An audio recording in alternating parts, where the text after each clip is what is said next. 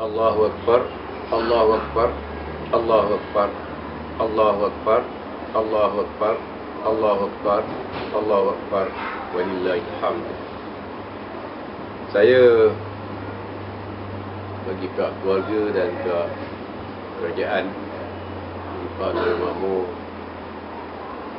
berkesempatan di sini mengucapkan selamat Hari Raya Aidilfitri kepada semua muslimin muslimat di Pahang khususnya dan di seluruh Malaysia. Saya berharap kita semua dapat merayakan Hari Raya Aidilfitri ini dengan penuh semangat keislaman, semangat muhibah. Sesungguhnya agama kita, Islam, adalah satu agama yang sangat toleran, dan semasa kita merayakan Hari Raya Aidilfitri ini, sudah pasti kita menerima kunjungan dari saudara mara, sahabat handai, dan saya percaya tidak kurang juga rakan-rakan dari mereka yang bukan beragama Islam. Namun kita, sebagaimana menjadi amalan tradisi kita mengalu-alukan kehadiran semua, sama ada saudara mara, sahabat handai maupun rakan-rakan yang bukan beragama Islam.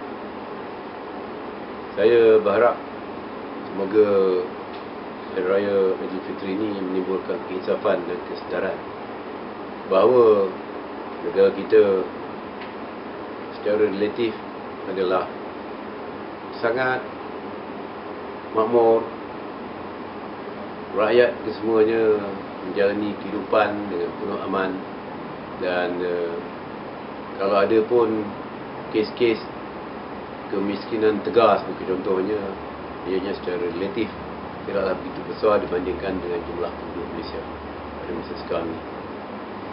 Kalau kita bandingkan negara kita dengan negara-negara lain yang mungkin sama merdeka dengan kita, sama ada di Asia atau di Afrika, jauh ketinggalan dari apa yang kita kecapi sekarang. Oleh sebab itu, kita semua rakyat Malaysia, khususnya umat Islam yang menyambut Hari Raya Aidilfitri, wajib bersyukuri nikmat yang Allah Taala kurniakan kepada kita. Kita menyambut hari raya dalam bulan Ramadan yang lalu, kita berpuasa menunggu waktu berbuka, waktu bersahur. Tetapi pada ketika yang sama, kita harus ingat ada rakyat di negara-negara tertentu yang bukan menunggu waktu berbuka, waktu bersahur, bukan menyambut Hari Raya Aidilfitri, tetapi menunggu dan menyambut mungkin peluru atau pilihan meriam yang akan datang kepada mereka. Saya berharap Hari Raya tahun ini akan membawa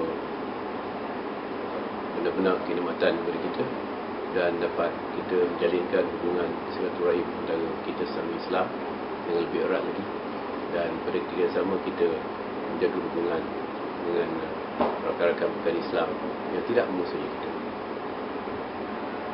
Selamat Hari Raya Aidilfitri. Maaf saya